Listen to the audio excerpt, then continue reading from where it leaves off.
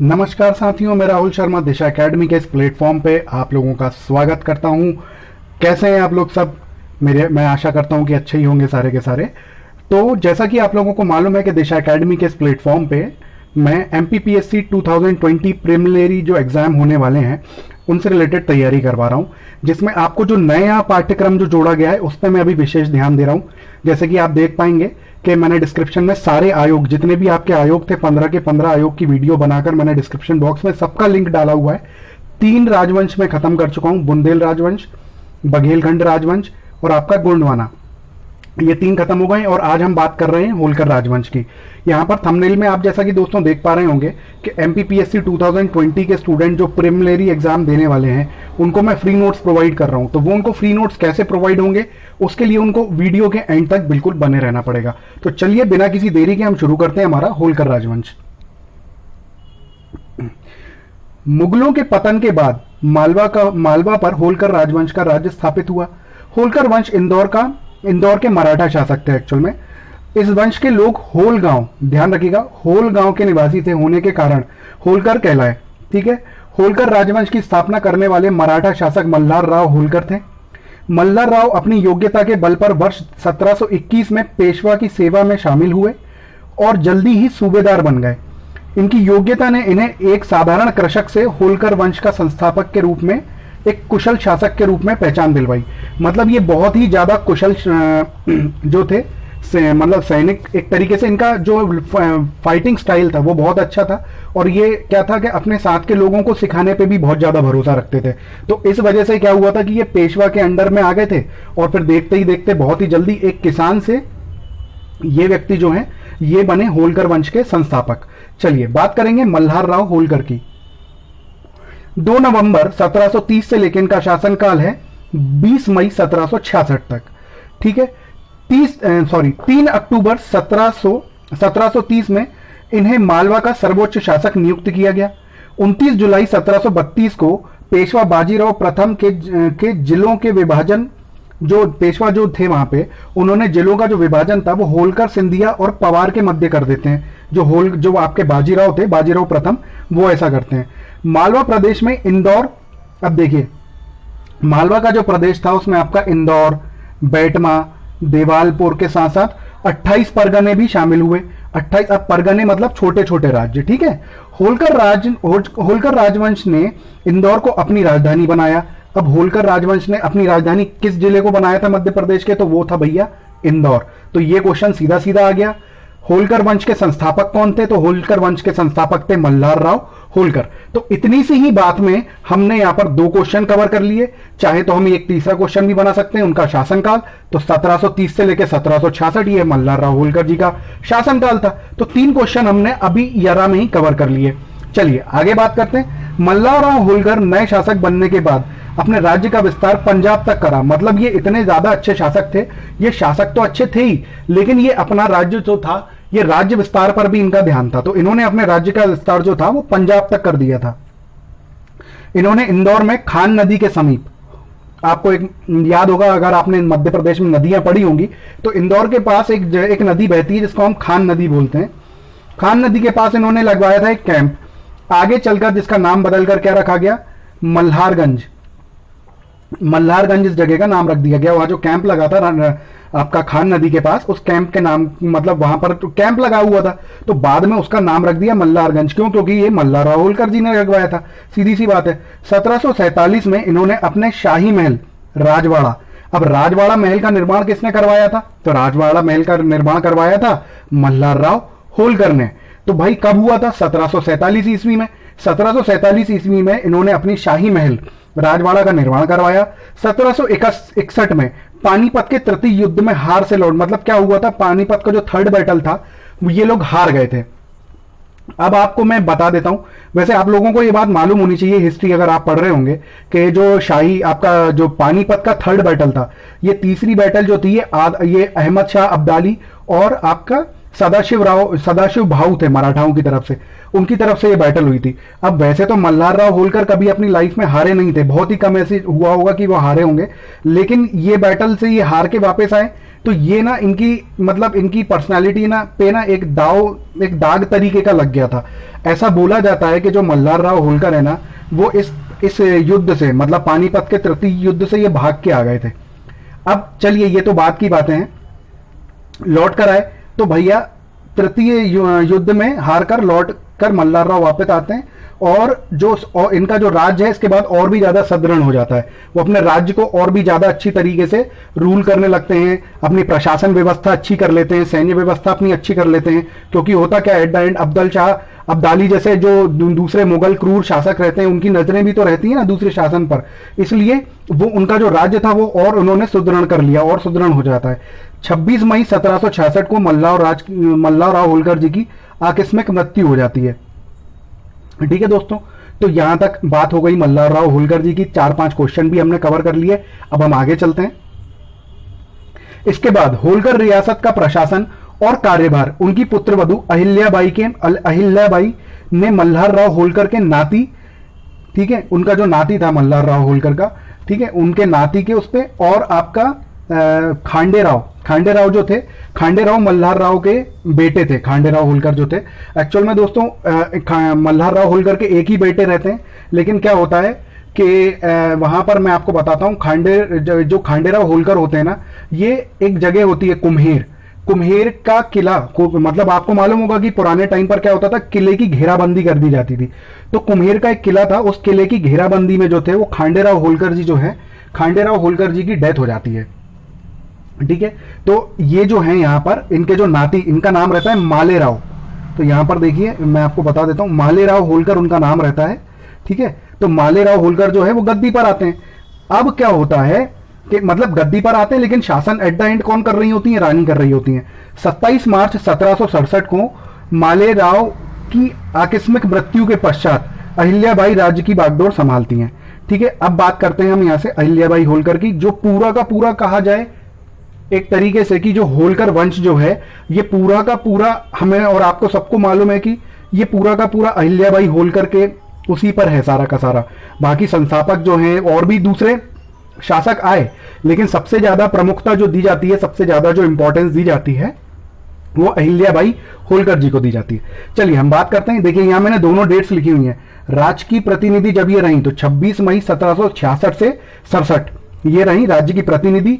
उसके बाद शासिका के रूप में 27 मार्च 1767 से 13 अगस्त 1795 तक ये रही। अहिल्याबाई ने 1767 में अपनी राजधानी इंदौर से महेश्वर स्थानांतरित करी। ये बहुत इंपॉर्टेंट क्वेश्चन हो गया अब एक आपका कि भाई मल्हार राव होलकर जो थे उन्होंने होलकर वंश की राजधानी जो थी वो इंदौर को बनाया, लेकिन होलकर वंश की राजधानी को इंदौर से स्थानांतरित कर आपका महेश्वर किसने बनाया, किसने, तो वो बनाया था अहिल्याबाई होलकर ने। स्थानांतरित कर देती हैं। हालांकि उसके बाद भी इंदौर शहर आगे भी एक प्रमुख वाणिज्य और सैन्य केंद्र बना रहा उनका। ठीक है, इंदौर जो था। अब राजमाता ने मध्य प्रदेश राज्य के भिंड जिले में, मतलब क्या था, भिंड जो जगह थी, भिंड में एक जगह है लाहर में एक आलमपुर नाम की जगह है, वहां पर मल्हार राव होलकर को का दाह संस्कार हुआ था। उस स्थल पर उन्होंने उनकी समाधि, मतलब वहां पर जहां भी राजपूत राजाओं की जो समाधि बनाई जाती है, आप देखेंगे वहां पर ना एक छत्र बनाया दिया जाता है। तो जो छत्र था मल्हार राव होलकर की जो समाधि थी उस पे जो छत्र था, उसका छत्र का निर्माण भी अहिल्याबाई होलकर जी ने करवाया था। और वो कहां पर था, वो लाहर में था। कहां, किस जिले में, भिंड। ठीक है, तो एमपी से रिलेटेड है, तो ये आपको याद रखने की बहुत ज्यादा जरूरत है। ठीक है, अब इनकी बात और करते हैं। एक बुद्धिमान, तीक्ष्ण सोच और स्वस्फूर्त मतलब एक स्फूर्तिवान शासिका के तौर पर देवी अहिल्याबाई को याद किया जाता है। हर दिन अपनी प्रजा से मिलती थी और उनकी समस्या सुनती थी। उनके कालखंड में उन्होंने कई ऐसे कार्य किए जिनके लिए आज भी उनका नाम अमर है। ठीक है, उन्होंने अपने साम्राज्य को समृद्ध बनाया। उन्होंने सरकारी पैसे को बहुत ही बुद्धिमानी से मतलब यूज किया। उन्होंने क्या किया कि उन्होंने कई किलों का निर्माण करवाया, विश्राम गृहों का निर्माण किया, कुएं का, सड़कों का निर्माण सरकारी पैसे से किया। ठीक है, वह अपनी प्रजा के साथ हर त्योहार मनाती थी और हिंदू मंदिरों को वो दान दक्षिणा भी देती थी। अब हम बात करते हैं आगे। देवी अहिल्या का मानना था कि धन प्रजा व ईश्वर की दी हुई वह धरोहर स्वरूप निधि है जिसकी मैं मालिक नहीं बल्कि उसके उसके प्रजा हित में उपयोग की जिम्मेदार संरक्षक हूं। दोस्तों देखिए, ये मेरे पर्सनल नोट्स हैं, आप चाहें तो देखो, ये मेंस का टॉपिक है तो ये एज इट इज आप नोट बना सकते हो। ये बहुत इफेक्टिवली नोट्स बनाए गए हैं और ये आपको अच्छे नंबर बिल्कुल दिलवाएंगे। तो आप ये नोट्स, अपने नोट्स भी आप ये बना सकते हैं, कोई इसमें दिक्कत वाली बात नहीं है, ठीक है। प्रजा के सुख दुख की जानकारी, देखिए अब अपन यहां से बात करते हैं कि प्रजा के सुख दुख की जानकारी वह प्रत्यक्ष रूप से मिलकर लेती थी। मतलब कोई मीडिएटर नहीं रहता था। उनको ये लगता था कि मीडिएटर से बेटर है कि मैं खुद जाकर डोर टू डोर जाकर अपनी प्रजा से मैं मिलूं और अपनी प्रजा का मैं सुख दुख पूछूं, और अगर उनको कोई तकलीफ है तो मैं वहीं उसी समय उनके मतलब समस्या का समाधान करूं। तो देखिए यहां पर ये बात मैंने लिखी भी हुई है, ठीक है। तथा न्यायपूर्वक निर्णय देती थी। देखिए ये वो न्यायपूर्ण निर्णय देती थी। इनके राज्य में जाति भेद का कोई मान्यता नहीं थी, मतलब छुआछूत जैसी कोई मान्यता थी ही नहीं। वे सारी प्रजा समान रूप से अधिकारी, मतलब जो है आधार की हकदार थी। मतलब समान रूप से जो है आपका जो सम्मान मिलना चाहिए उसकी हकदार सारी प्रजा थी, ठीक है। अहिल्याबाई किसी भारी राज्य की रानी नहीं थी। मतलब क्या हुआ था, उनकी जो जब मल्हार राव होलकर की डेथ हो जाती है तो राजपूत शासक जो रहते हैं वो वैसे ही, भाई आपको लोगों को मालूम है कि पितृसत्तात्मक सभ्यता चली आ रही है। तो क्या हुआ था कि उनके बहुत मतलब सिलेक्टेड कर दिया था, उनके रूल का जो एरिया था बहुत सिलेक्टेड कर दिया था। तो यहां मैंने वही बात लिखी हुई है कि अहिल्याबाई किसी भारी राज्य की रानी नहीं थी। एक छोटे से भूभाग पर उनका कार्य अपेक्षाकृत सीमित था, ठीक है। इसके बाद भी उन्होंने जो प्रजा के कल्याण के लिए कार्य किए वह आश्चर्यचकित कर देने वाले कार्य थे। अब वो कैसे कार्य थे अपन देखते हैं उनको। राजमाता शिव भक्त होने के साथ, मैं देखो राजमाता जो थी ना, ये बहुत बड़ी शिव भक्त थी दोस्तों, और ऐसा मानना था कि ये इतनी बड़ी शिव भक्त थी कि जब तक ये महादेव की पूजा नहीं कर लेती थी ना, ये एक बूंद पानी की भी नहीं पीती थी। ये बहुत बड़ी शिव भक्त थी। तो राजमाता शिव भक्त होने के साथ साथ महेश्वर एवं इंदौर के हिंदू मंदिरों की संरक्षिका भी थी। तो क्या हुआ था उस टाइम पर, आप लोगों को जैसे मालूम है कि आपका मुगल्स भी थे, तो बहुत क्रूर मुगल शासक थे। तो ये क्या करते थे, इन्होंने ये मंदिर तोड़ देते थे, ये बहुत सारी चीजें ऐसी चल रही थी। तो मंदिर जो तोड़े उनको भी राजमाता ने रिपेयर कराया, प्लस जो उनके एरिया के अंदर जो मंदिर थे उनकी संरक्षिका थी वो, उन्होंने अपने राज्य के बाहर भी कई मंदिरों के निर्माण करवाए। जैसे गुजरात में निर्माण करवाया, द्वारिका में मंदिर का निर्माण करवाया, जो काशी का बनारस में काशी विश्वनाथ मंदिर जो है इतना फेमस मंदिर है, उसका निर्माण भी राजमाता ने करवाया था। और एक इंपॉर्टेंट फैक्ट मैं यहां आपको बताता हूं कि सोमनाथ मंदिर जिसको तोड़ दिया गया था, जो ध्वंस कर दिया गया था ना सोमनाथ मंदिर, उसका पुनर्निर्माण भी राजमाता ने करवाया था। अहिल्याबाई के सेनापति मल्हार राव होलकर के विश्वास पात्र तुकोजी राव थे। तुकोजी राव 13 अगस्त 1795 को अहिल्याबाई होलकर की मृत्यु हो गई। इसके पश्चात इंदौर की गद्दी पर तुकोजी राव बैठे, शासन संभाला, किंतु जल्दी 1797 में उनकी भी डेथ हो जाती है, ठीक है दोस्तों। देखिए मैं आपको एक बात बताता हूं, यहां पर जैसे कि आपको मैंने बताया कि जो राजमाता थी तो वो हिंदू मंदिरों को दान देती थी, उनकी संरक्षिका भी थी। तो भाई क्या होता था, देखो अब उन्होंने एक काम और करा था, ये मैं आपको एडिशनल इंफॉर्मेशन थोड़ी सी बता देता हूं कि वहां पर जिनकी संतान नहीं होती थी ना, तो उनको दत्तक पुत्र गोद लेने की, पहले क्या होता था कि पहले बच्चे गोद भी नहीं ले सकते थे आप ऐसे इजीली। तो उन्होंने अपने राज्य में यह प्रथा चालू करी थी कि अगर किसी का बच्चा नहीं है तो वो दत्तक पुत्र के रूप में किसी बच्चे को गोद ले सकता है। दूसरा क्या हुआ था कि फिर वो छोटा सा राज्य था, अब आपको तो मालूम ही है मेल डोमिनेटिंग सोसाइटी, पितृसत्तात्मक जो भाई सोच थी, तो वो क्या थे, वो रानी को गद्दी से हटाने के पीछे लगे हुए थे। तो जो पेशवा थे उन्होंने भी एक बार वॉर डिक्लेयर कर दी थी। तो रानी की तो भाई छोटा सा राज्य था और छोटी सी सेना थी उनके पास। तो उन्होंने क्या किया, जो सेम तकनीक जो महारानी लक्ष्मीबाई ने अपनाई थी, उन्होंने एक क्या करा, उन्होंने स्त्रियों को एकत्रित करा और स्त्रियों की सेना बनाई।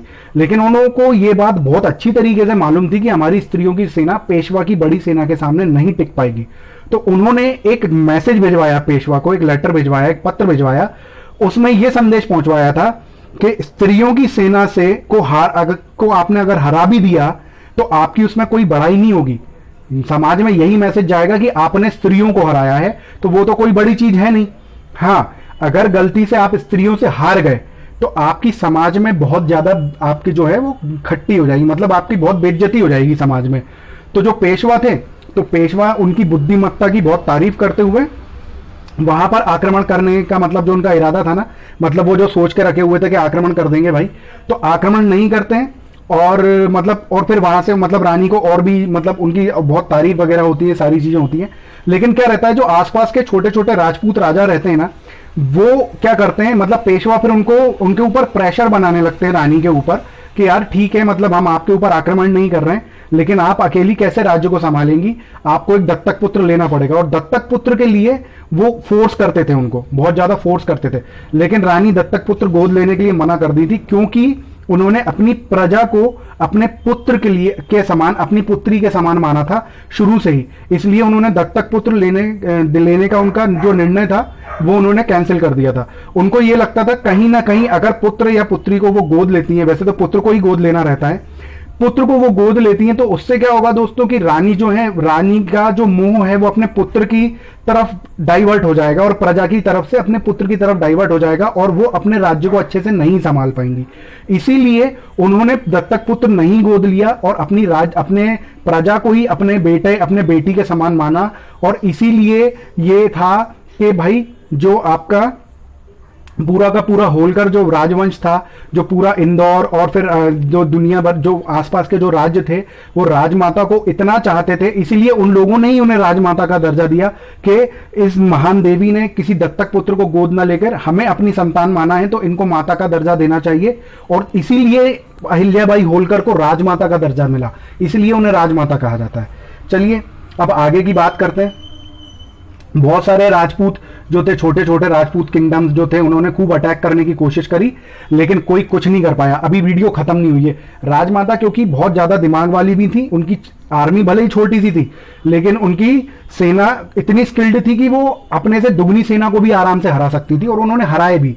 दोस्तों देखो, यहां तक अगर वीडियो आपको अच्छा लगा है तो प्लीज वीडियो को अभी लाइक कर दो आप लोग, क्योंकि यार दोस्तों वीडियो को ना लाइक करना भूल जाते हो। वीडियो अभी खत्म नहीं हुई है, इस बात को ध्यान रखिएगा।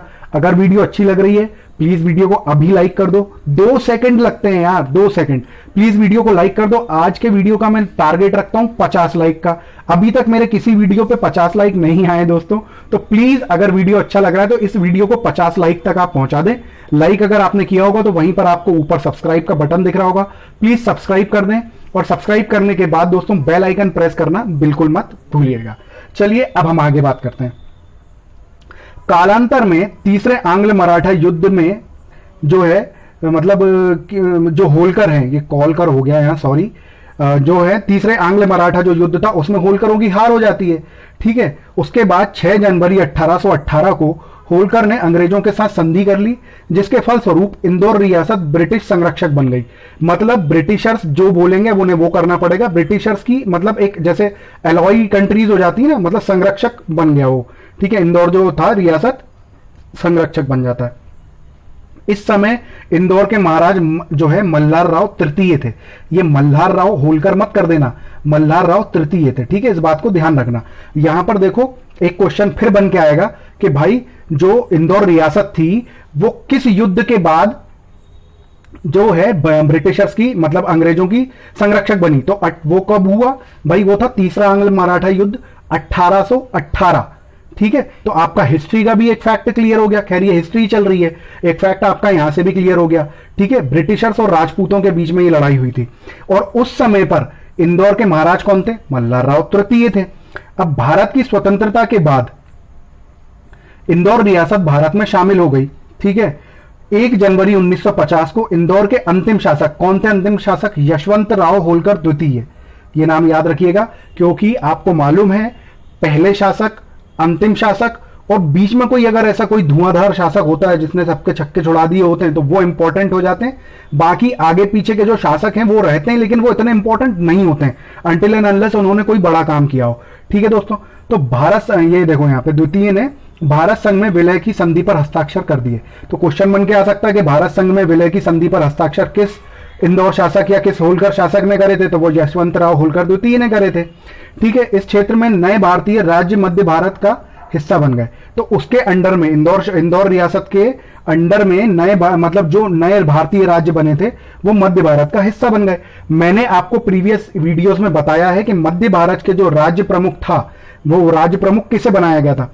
अगर आपको ये आपने मेरा प्रीवियस वीडियो नहीं देखा है तो जाकर देखिए, और जिन लोगों ने वो वीडियो देखा है कि मध्य भारत का राज्य प्रमुख, प्रथम राज्य प्रमुख किसे बनाया गया था, जिन्होंने मेरा वो वीडियो देखा है या जिनको ये आंसर आता है तो वो लोग कमेंट बॉक्स में कमेंट करके जरूर बताइएगा। देखिए जैसा कि मैंने बोला सारे राजा महाराजा इतने इंपॉर्टेंट नहीं होते, बट कुछ हैं तो उनको हम पढ़ लेते हैं। तो ये है हेडिंग होलकर राजवंश के अन्य प्रमुख महाराज। तो पहले आते हैं यशवंतराव होलकर प्रथम, जिनका शासनकाल रहा 1807 से 1811 तक। यशवंतराव होलकर तुकोजीराव होलकर के पुत्र थे। इनका जन्म 1776 में हुआ था। ये जो है ये एक बहुत ही अच्छे सेनानी थे, ठीक है, बहुत अच्छे सेना नायक थे। ये यहाँ गलती से हो जाता है सर, कभी कभी क्या होता है कि स्पीच वाला मैं करता हूं तो उससे कभी कभी गलत प्रिंट हो जाता है वहां पे।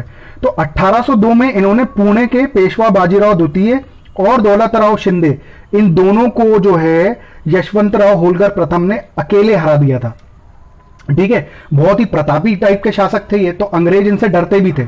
तो देखिए यहां पर आप देखेंगे कि यशवंतराव की बहादुरी देखते हुए अंग्रेजों ने बिना शर्त के उनके समक्ष जो है वो संधि करने का प्रस्ताव रखा।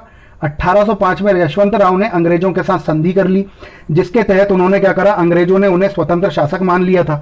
अब वो क्या, अंग्रेजों से भारत को मुक्त कराने की उनके मन में भी दिली तमन्ना थी, क्योंकि सारे जो मराठा थे वो एट द एंड आपको मालूम है कि हमारे शिवाजी राजे के नक्शे कदम पे वो सबके सब चलते थे। और उन्होंने स्वराज नाम का नारा उन्होंने दिया था। भगवा, उन्हीं के जो हिंदुओं का सम्मान अभी तक जो है वो भगवा झंडा।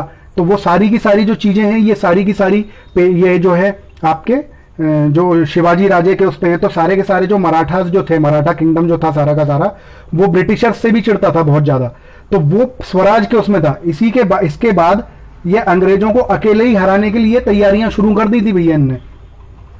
लेकिन कहां से हरा पाते भाई इतने सारे अंग्रेजों को, जिसके लिए उन्होंने, अच्छा ये इंपॉर्टेंट है, जिसके लिए उन्होंने भानपुरा मतलब मंदसौर हो गया, जो मंदसौर है पहले भानपुरा था वो, तो भानपुरा में गोला बारूद का कारखाना खोला। ये क्वेश्चन आ सकता है कि किस होलकर राजवंश के शासक ने भानपुरा में गोला बारूद का कारखाना खोला था, तो उसका आंसर आपको बताना है, ठीक है।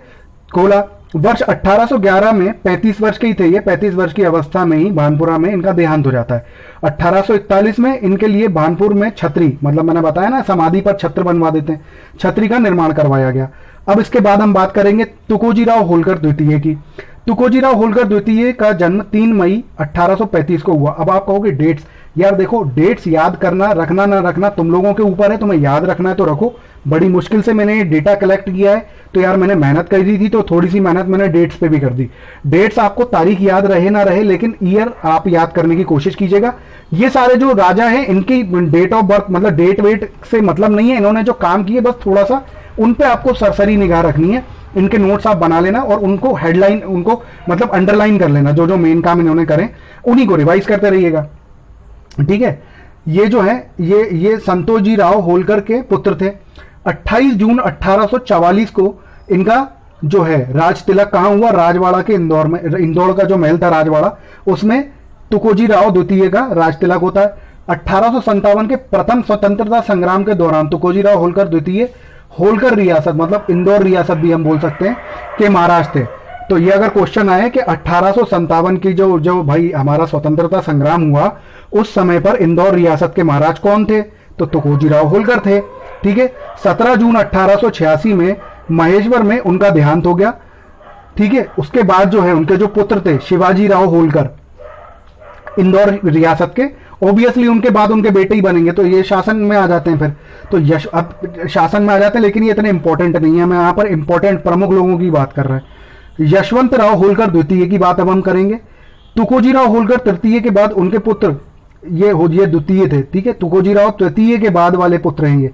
तुकोजीराव तृतीय के पुत्र के बाद पुत्र यशवंतराव होलकर 26 फरवरी 1926 को सत्ता प्राप्त करते हैं। 11 मार्च 1926 को राजवाड़ा पैलेस इंदौर में इनका राज तिलक होता है। तो आपको भाई राजवाड़ा पैलेस वैसे तो याद ही होगा सबको, राजवाड़ा पैलेस ये बहुत सारे एमपी के एग्जाम में आ चुका है कि कहां पर है, तो भाई इंदौर में, यहां से पता चल रहा है। 1 जनवरी 1935 को इन्हें ये बहुत इंपॉर्टेंट है, कौन से होलकर शासक को Knight of the Order of the Indian Empire की उपाधि दी गई थी, तो वो दी गई थी यशवंतराव होलकर को। इंदौर रियासत के भारत में विलय के लिए विलय पत्र पर इन्होंने हस्ताक्षर करे थे। तो भाई ये क्वेश्चन भी बिल्कुल आपके सामने बन के आ सकता है। स्वतंत्रता प्राप्ति के पश्चात 25 रियासतों के विलय के साथ मध्य भारत प्रांत को बनाया गया। उसके ये जो है उपराज्य प्रमुख थे, भारत सरकार ने इस प्रांत का उपराज्य प्रमुख जो है यशवंतराव होलकर जी को बना दिया गया था। उपराज्य प्रमुख तो यहां आपको पता चल गया दोस्तों, राज्य प्रमुख कौन है उसको आपको कमेंट बॉक्स में मुझे कमेंट करके बताना है। और अगर आपको जैसे आपने वो वीडियो नहीं देखी है ना, तो वो वीडियो जो है मैं यहां पर आपको आई बटन दिखेगा एक, उस आई बटन पे टैग कर देता हूं, तो वहां से जाके आप देख लेना। तो दोस्तों अगर आपको वीडियो अच्छी लगी है तो प्लीज वीडियो को लाइक करना मत भूलिएगा, इसको अपने दोस्तों के साथ शेयर कीजिए, दूसरे स्टडी ग्रुप्स में भी शेयर कीजिए। जैसा कि बोला गया सबका साथ सबका विकास, तो भाई इसको बिल्कुल शेयर कीजिए। चैनल को सब्सक्राइब करना बिल्कुल मत भूलिएगा, सब्सक्राइब करने के बाद बेल आइकन प्रेस कर दीजिएगा ताकि मेरे आने वाले वीडियोस की इंफॉर्मेशन आपको पहले से मिल जाए। दिशा एकेडमी का प्लेटफॉर्म इंस्टाग्राम, फेसबुक, ट्विटर और टेलीग्राम पर अवेलेबल है, जिनकी सबकी लिंक जो है दोस्तों वो मैंने सारी की सारी जो लिंक्स हैं वो डिस्क्रिप्शन बॉक्स में नीचे डाली हुई हैं। अब मैं बताऊंगा एमपीपीएससी 2020 के जो मेरे स्टूडेंट्स हैं उन लोगों की मैं बात करता हूं। देखो दोस्तों आपको करना क्या है, आपको सिंपल वीडियो को लाइक करना है, दूसरा आपको चैनल को सब्सक्राइब करके बेल आइकन प्रेस करना है, और तीसरा आपको कमेंट बॉक्स में लिखना है एमपीपीएससी 2020। ठीक है, जब ये आप लिख के वहां पर कमेंट करोगे तो मैं नीचे कमेंट में ना आपको एक नंबर मैसेज करूंगा, उस नंबर पे आपको लाइक किया हुआ स्क्रीनशॉट, सब्सक्राइब करके बेल आइकन प्रेस किया हुआ स्क्रीनशॉट प्लस एमपीपीएससी 2020 लिखा हुआ स्क्रीनशॉट आपको उस नंबर पे व्हाट्सएप करना है। जैसे ही आप नंबर पे व्हाट्सएप करेंगे मैं आपको अपने टेलीग्राम ग्रुप में ऐड कर लूंगा। देखिए मेरा ग्रुप जो है वो टेलीग्राम पे है, इसलिए आपके फोन में टेलीग्राम ऐप होना अनिवार्य है। ठीक है दोस्तों, तो इसी के साथ मैं राहुल शर्मा लेता हूं आप लोगों से विदा। जय हिंद, जय भारत।